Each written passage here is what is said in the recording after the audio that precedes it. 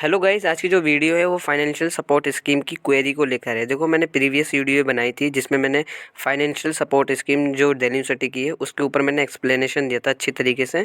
तो यहाँ पे उसमें काफ़ी बच्चों की क्वेरी भी आई थी और अभी दिल्ली यूनिवर्सिटी ने नोटिस रिलीज़ कराया 2 तारीख को, 2 दिसंबर 2022 को, जिसमें काफ़ी सारे इसमें क्वेश्चन के आंसर दिए हैं DU ने खुद। ठीक है, तो यहाँ पर जो है ये डीन स्टूडेंट वेलफेयर ऑफिस की तरफ से नोटिस आया है। तो यहाँ पर आपको क्या करना है, देखो सारी चीज़ें मैं एक्सप्लेन कर दूँगा जो जो नोटिस में है। ठीक है, और बाकी एक चीज़ मैं बता दूं आपको कैसे अप्लाई करना है, चीज़ें क्या क्या है। तो उसमें मैंने एक्सप्लेनेशन वीडियो मैंने लिंक डिस्क्रिप्शन में दे रखा है, तो आप जाकर चेकआउट कर सकते हो। तो यहाँ पे लिखा है, देखो, who is eligible for the scheme. तो यहाँ साफ साफ लिखा है any student who is pursuing a regular undergraduate. देखो, रेगुलर अंडर ग्रेजुएट और पोस्ट ग्रेजुएट यानी UG और PG वाले दोनों बच्चे अप्लाई कर सकते हैं। बट यहाँ पे जो लिखा है undergraduate and postgraduate course at department institution and centre of university of Delhi. UOD का मतलब होता है university of Delhi and belonging to a family income category as mention below. ठीक है, तो यहाँ पर आपकी फैमिली इनकम दे रखी है, इससे कम होगी तो इतना % आपको फ़ी वापस हो जाएगी। ठीक है, तो यानी एक चीज़ मैं बता दूँ,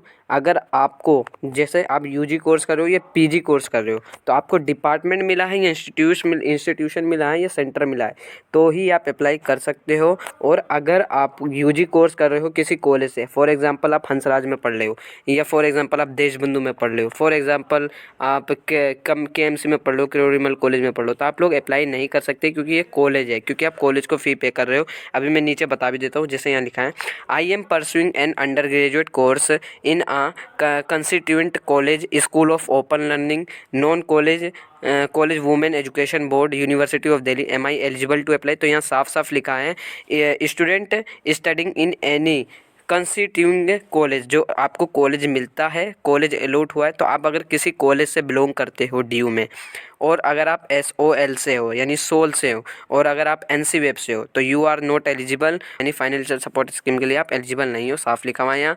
और FSS जो लिखा हुआ है is only for those student who have deposit their fee directly to university of Delhi and not to any constituent college school of open learning and non को मतलब NC वेब। तो यानी यहाँ इन्होंने ये बताया है आप FSS के लिए वही बच्चा अप्लाई कर सकता है जो डायरेक्ट DU को पे कर रहा है। फॉर एग्जांपल, बहुत अच्छे से एग्जांपल में देकर आपको समझा देता हूँ।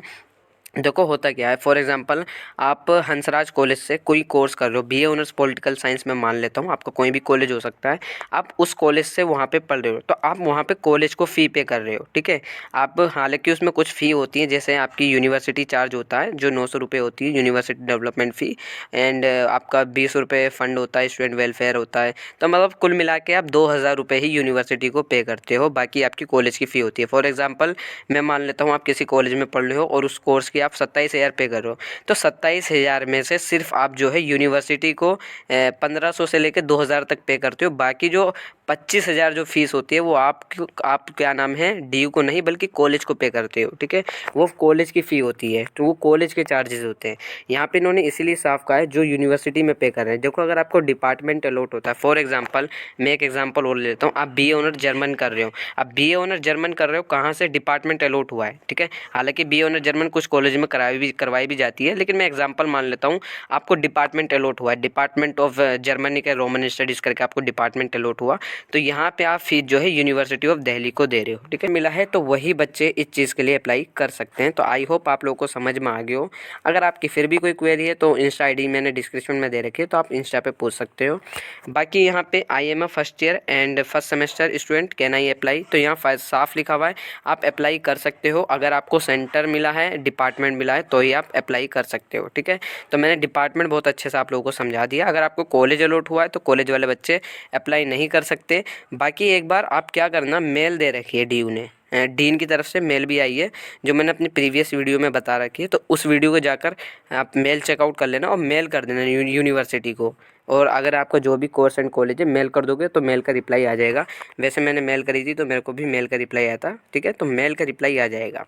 बाकी यहाँ पे जो फोर्थ क्वेश्चन है, यहाँ है I am doing a certificate diploma advance diploma language course, am I eligible for FSS। तो यहाँ पे साफ लिखा है ये जो है एफएसएस स्कीम वो सिर्फ full time courses regular student के लिए है, ठीक है। तो आप अप्लाई नहीं कर सकते जो लैंग्वेज कोर्स कर रहे हैं, certificate, diploma and advance diploma.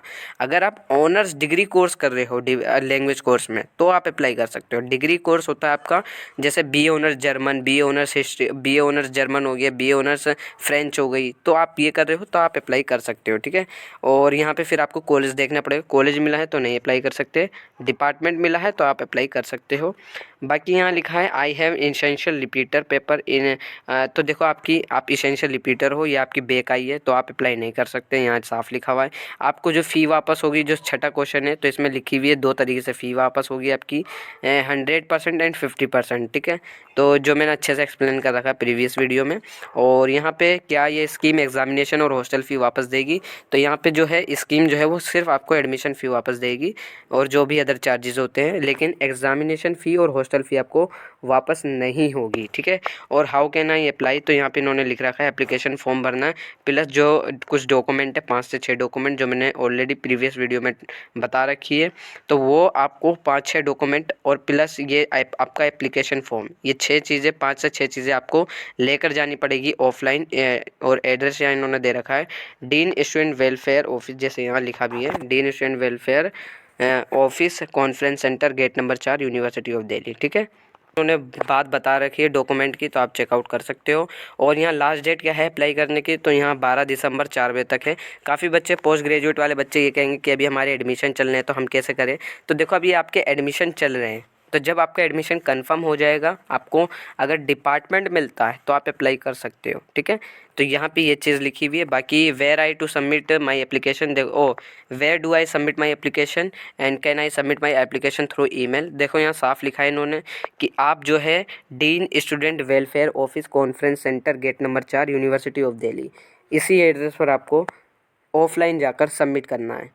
और only those application form submitted to the DSW office in hard copy will be considered, ठीक है। तो अगर आप मेल भी करते हो एप्लीकेशन फॉर्म विद जो डॉक्यूमेंट है तो आपका एप्लीकेशन कंसिडर नहीं किया जाएगा, आपको खुद ऑफलाइन जाकर सबमिट करना पड़ेगा DSW ऑफिस जाकर खुद, ठीक है।